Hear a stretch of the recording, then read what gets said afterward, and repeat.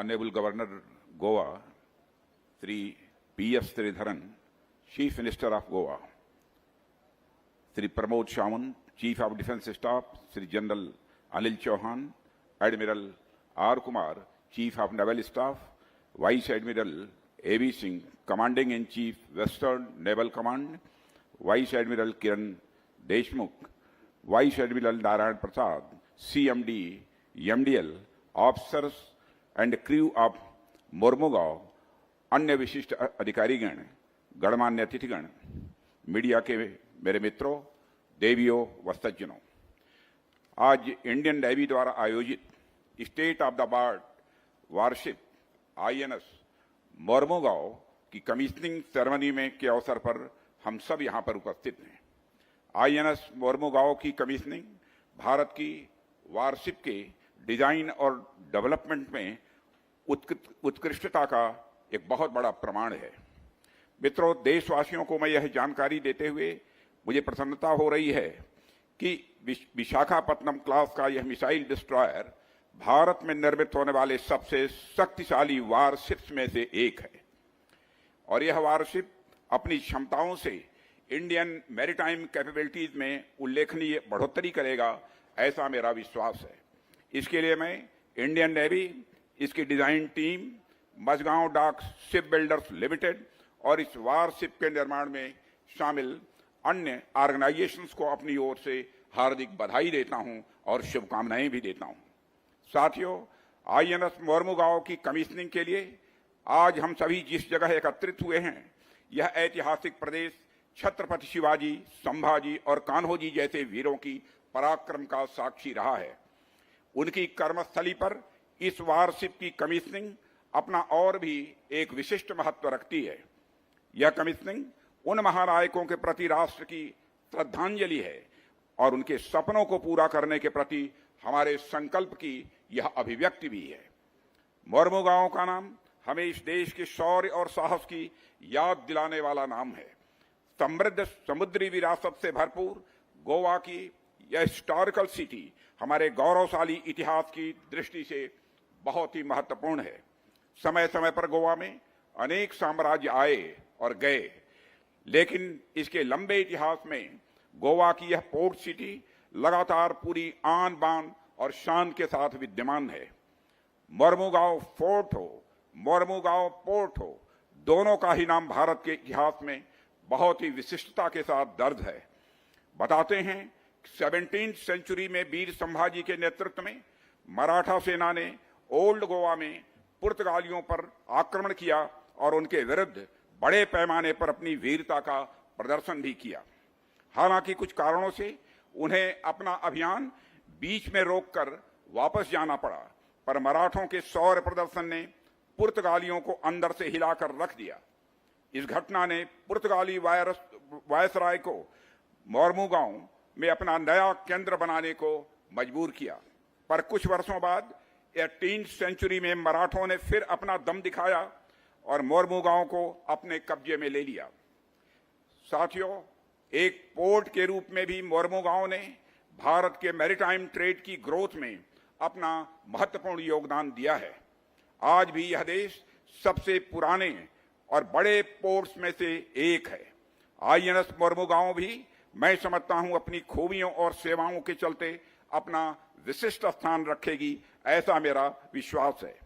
इस अवसर पर मैं पूर्व रक्षा मंत्री स्वर्गीय श्री मनोहर पर्रिकर जी को भी अपनी श्रद्धांजलि अर्पित करता हूं, जो गोवा की धरती के ही पुत्र थे और सितंबर 2016 में उन्हीं के कर कमलों से INS मोरमुगांव की लॉन्चिंग हुई थी। साथियों, यह INS Mormugao warship modern technology से युक्त है।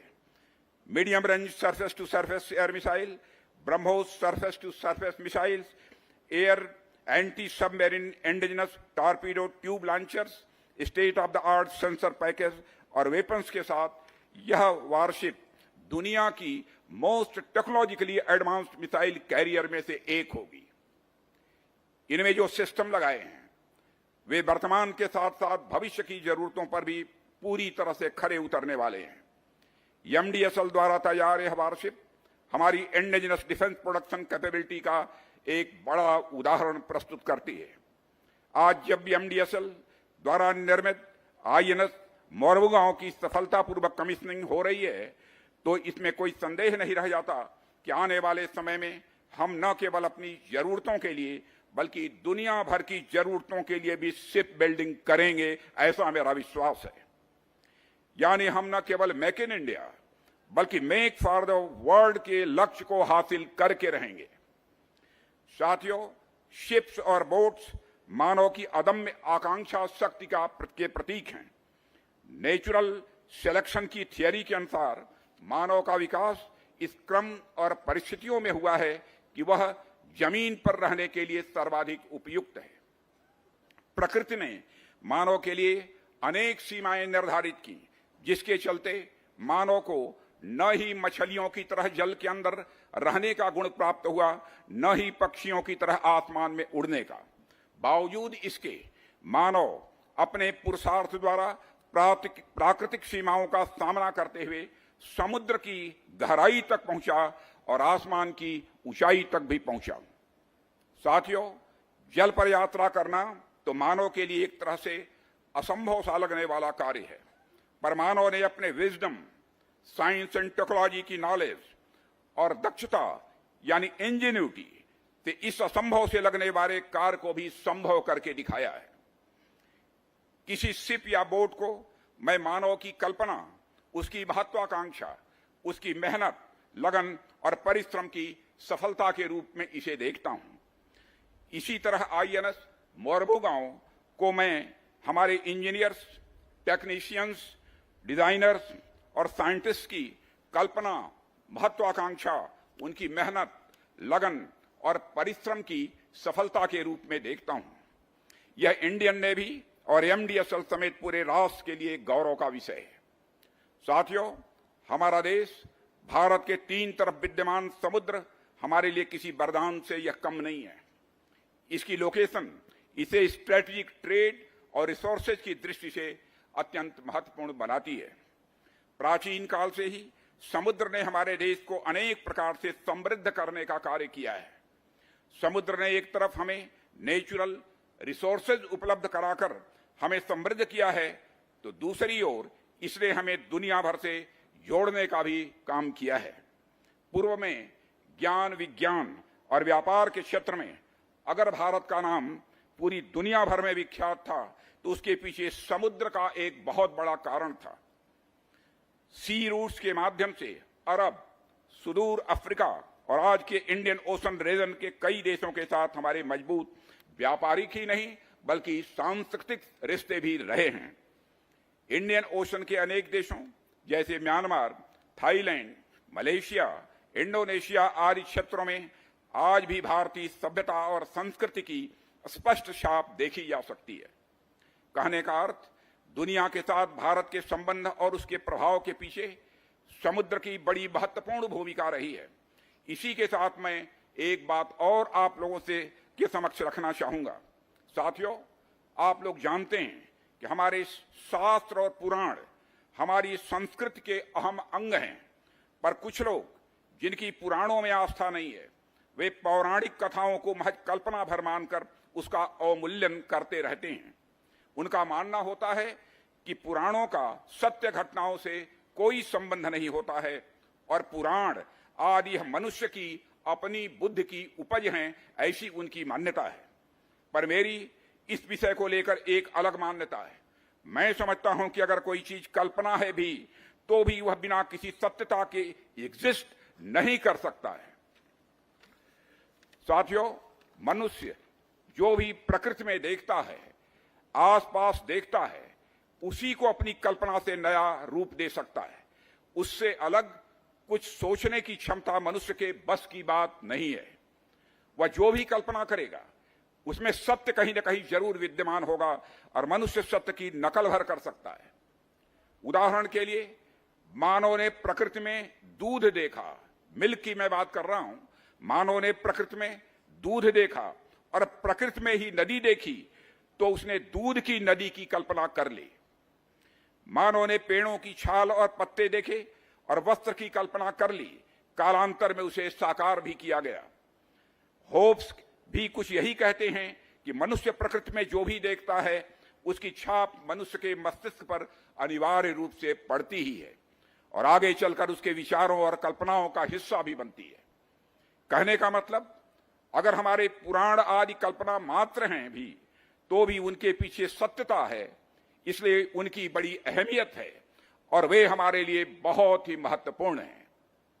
साथियों, आप लोगों के सामने मैं ये बातें इसलिए रख रहा हूं क्योंकि समुद्र की महत्ता हमारे पुराणों में भी बड़े स्तर पर दिखाई देती है। शायद ही कोई ऐसी कथा हो जिसमें समुद्र का उल्लेख न हो। कहीं भगवान विष्णु के क्षीर सागर में शयन का वर्णन मिलता है, कहीं दानवों के अत्याचार से पृथ्वी गाय का रूप धारण कर समुद्र में शरण लेती दिखाई देती है। रामायण की कथा में समुद्र की भूमिका से सभी अच्छी तरह परिचित हैं। कहने का अर्थ यह है कि लगभग हर कथा में समुद्र किसी न किसी रूप में मौजूद रहता है, पर मैं यहां जिसका जिक्र करना चाहता हूं वह है समुद्र मंथन की कथा।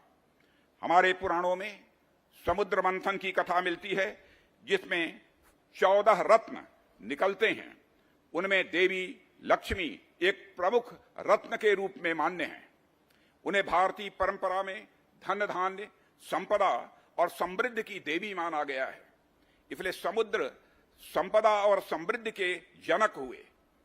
ऐसे में आप लोग जो हमारे समुद्री तट के साथ साथ समुद्री क्षेत्र की भी रक्षा करते हैं, प्रकारांतर से हमारे धन धान्य संपदा और सुख समृद्धि की भी रक्षा करते हैं। आप लोग देश को न केवल दुश्मनों से बचाते हैं बल्कि देश की सामाजिक आर्थिक प्रगति में भी, सोशियो इकोनॉमिक डेवलपमेंट में भी बराबर आप अपना योगदान करते हैं। इसके लिए हमारी नौसेना समस्त देशवासियों की तरफ से अभिनंदन की पात्र है और मैं स्वयं ही अपने नौसेना के सभी अधिकारी और जवानों का हार्दिक अभिनंदन करता हूं। साथियों, हम आए दिन सवेरे अखबार में भारत की नई नई अचीवमेंट्स, नई नई उपलब्धियां देखते हैं। उन उपलब्धियों को देखकर हमें बड़ा गर्व होता है। कभी यह उपलब्धि इकोनॉमी के क्षेत्र में होती है तो कभी राजनीतिक क्षेत्र में, कभी स्वास्थ्य के क्षेत्र में, तो कभी दुनिया में बढ़ती हुई हमारे ताकत के बारे में। उदाहरण के लिए, हाल ही में हमारे देश की इकोनॉमी दुनिया की टॉप 5 इकोनॉमी में शामिल हो गई है और बड़े बड़े अर्थशास्त्रियों ने, बड़े एजेंसियों ने कहा है इस पॉसिबिलिटी को भी रूल आउट नहीं किया जा सकता कि 2027 आते आते भारत दुनिया की टॉप 3 इकोनॉमीज में आकर खड़ा हो जाएगा। यह विश्वास भी व्यक्त किया है। इसके पहले कोविड संकट के दौरान भी महामारी से निपटने में भारत की चर्चा दुनिया भर में हुई थी। यहां तक कि वर्ल्ड हेल्थ ऑर्गेनाइजेशन ने भी भारत की जो भूमिका रही है, भारत का जो प्रयास रहा है, उसकी सराहना की थी। हाल ही में भारत को G20 की अध्यक्षता करने का अवसर प्राप्त हुआ। यह भी हमारे लिए निश्चित एक बहुत बड़ी उपलब्धि है और यह हम सबके लिए बड़े गौरव की बात है। कहने का मतलब, दिन ब दिन हम जो भी उपलब्धियां हासिल कर रहे हैं उसके पीछे भारत की बढ़ती हुई ताकत, भारतीयों की बढ़ती हुई आकांक्षा और देशवासियों की मेहनत और संकल्प है।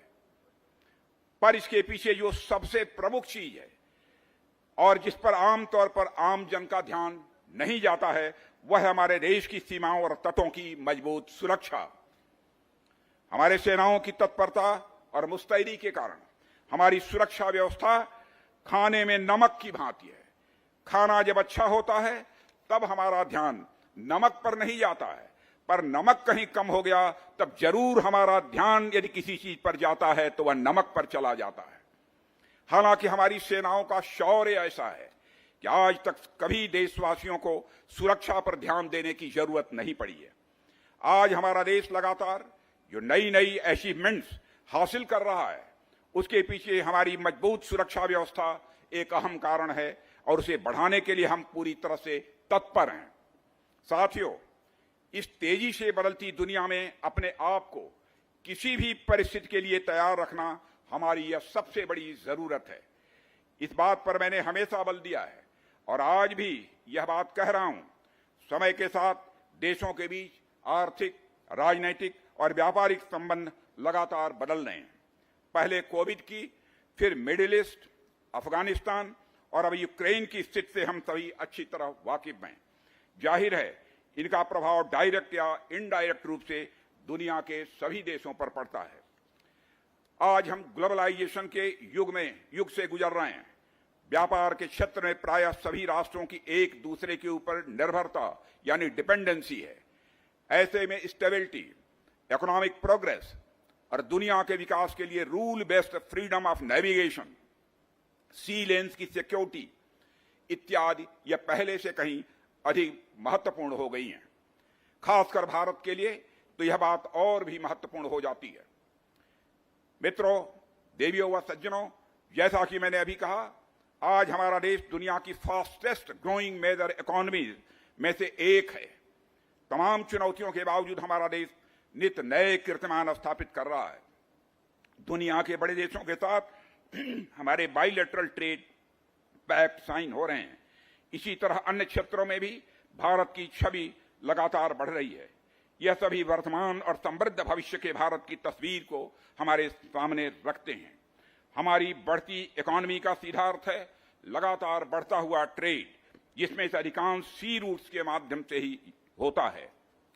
यानी हमारा देश उन देशों में से एक है जिनका इंटरेस्ट इंडियन ओशन से सीधे जुड़ा हुआ है।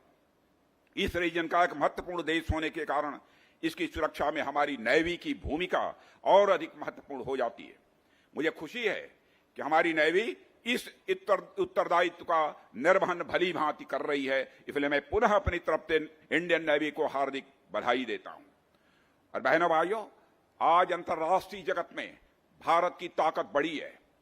पहले इंटरनेशनल फोरम पर अंतर्राष्ट्रीय जगत में भारत कुछ बोलता था तो उसकी बातों को जिस गंभीरता पूर्वक लिया जाना चाहिए नहीं लिया जाता था, लेकिन आज इंटरनेशनल फोरम पर भारत कुछ बोलता है तो दुनिया कान खोलकर सुनती है कि भारत बोल के आ रहा है। यह भारत की हैसियत सारी दुनिया में बनी है। मैं मझगांव डाक शिपयार्ड्स लिमिटेड को भी अपनी विशेष बधाई देता हूं।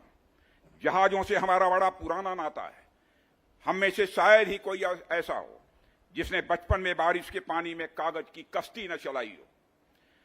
जिसके पास पेपर बोट बनाने की टेक्नोलॉजी होती थी, वह बच्चा अपने आप में बड़ा श्रेष्ठ और समृद्ध, ज्यादा कुशल समझा जाता था।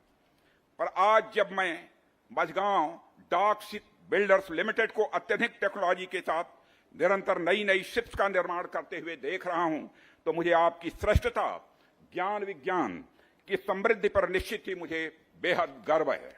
मैं पुनः एमडीएल को अपनी तरफ से हार्दिक बधाई देता हूं। हमारे बीच एमडीएसएल के CMD vice admiral Narayan Pratap और other executives and engineers and other personnel को जो भी यहां मौजूद हैं, जो नहीं मौजूद हैं, सभी को मैं अपनी तरफ से हार्दिक बधाई देना चाहता हूं। पुनः मैं आप सबसे भी अपनी कुछ बातें कहना चाहूंगा। वैश्विक सुरक्षा कारणों के चलते दुनिया भर के देश आज अपनी मिलिट्री पावर आधुनिक और मजबूत करने की दिशा में आगे बढ़ रहे हैं। मिलिट्री साजो सामान की मांग लगातार बढ़ रही है। ऐसे में आज हमारे पास पूरा अवसर है कि हम अपनी क्षमताओं का पूरा इस्तेमाल करें और देश के इंडिजिनस शिप बिल्डिंग हब बनाने की ओर देश को हम आगे बढ़ाएं। यह मैं अनुरोध करना चाहता हूं। साथियों, मुझे यह कहते हुए खुशी होती है कि इन संभावनाओं को देखते हुए सरकार ने ऐसी नीतियां जारी की हैं जो हमारी पब्लिक या प्राइवेट सेक्टर की एंटिटीज को वर्ल्ड क्लास प्लेयर बनाने में मदद करें। आप अपनी और अधिक गति से आगे आएं और हमारी नेवी, इंडियन कोस्ट गार्ड आदि की जरूरतों को पूरा करते हुए अन्य देशों की जरूरतों को भी पूरा करने के लिए तेजी से आगे बढ़ें। सरकार हर कदम पर आपके साथ खड़ी है, मैं यह आपको विश्वास दिलाना चाहता हूं। इस अवसर पर अधिक कुछ न कहते हुए मैं एक बार पुनः आप सबको अपनी तरफ से हार्दिक बधाई देता हूं और आप सबके भविष्य के प्रयासों के लिए अपनी हार्दिक शुभकामनाएं देते हुए यहीं पर अपना निवेदन समाप्त करता हूं। आप सबको बहुत बहुत धन्यवाद। इंडिया टीवी हर वक्त हर जगह डाउनलोड करने के लिए सर्च करें India TV news Google play store या ऐप स्टोर पर।